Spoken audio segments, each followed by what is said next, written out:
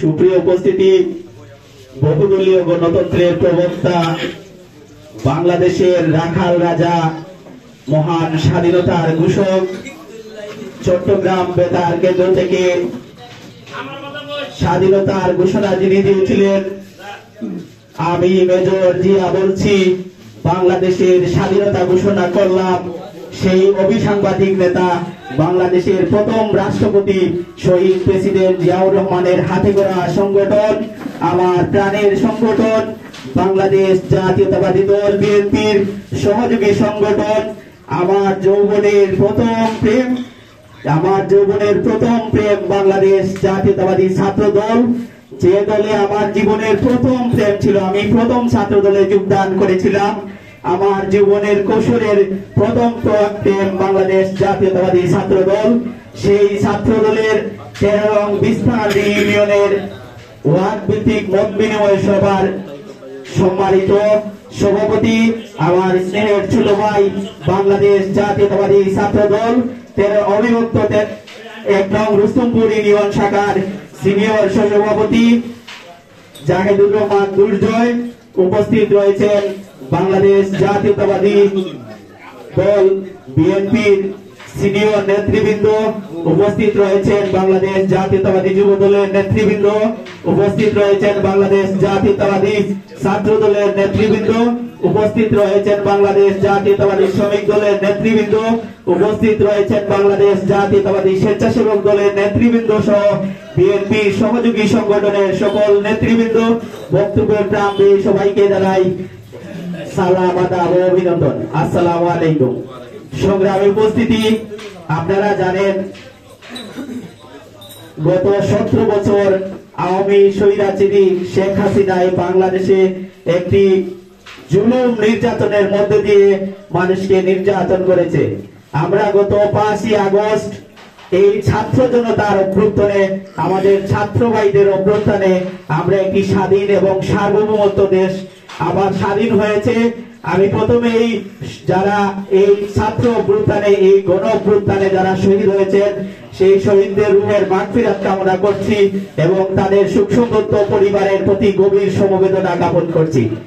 আমি শ্রদ্ধার সাথে স্মরণ করছি আমাদের এই দলের প্রতিষ্ঠাতা, বাংলাদেশের প্রথম রাষ্ট্রপতি শহীদ প্রেসিডেন্ট জিয়াউর রহমানকে শ্রদ্ধার সাথে স্মরণ করছি এবং ওনার রুহের মাগফিরাত কামনা করছি।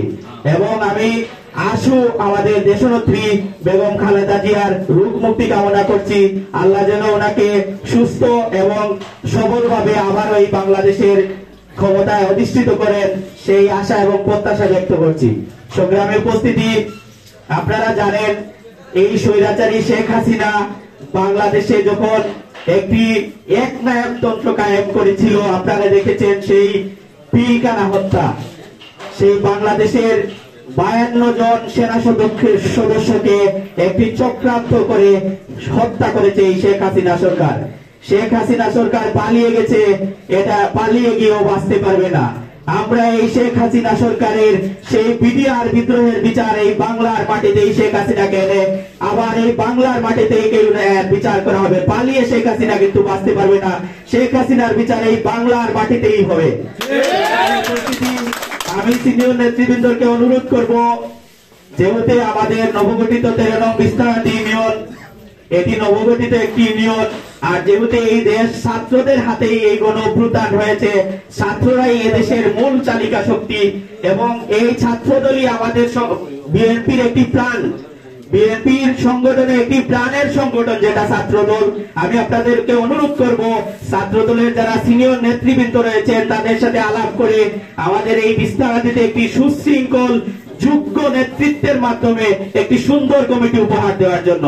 এই কমিটিতে যারা বিগত আন্দোলন সংগ্রামে অগ্রণী ভূমিকা পালন করেছে, যারা আমাদের সাথে বিভিন্ন মিছিল মিটিং এ রাজপথ প্রকম্পিত করেছে, সেই যোগ্য নেতৃত্বকে আপনারা খেয়াল করবেন। আপনাদের কাছে অনুরোধ, যেহেতু এই বিস্তারান্দি ইউনিয়নে একটি শক্তিশালী, ত্যাগী এবং নির্যাতিত ছাত্র দলের কমিটি হয়, সেদিকে আপনাদেরকে সজাগ রাখার জন্য দৃষ্টি আকর্ষণ করছি।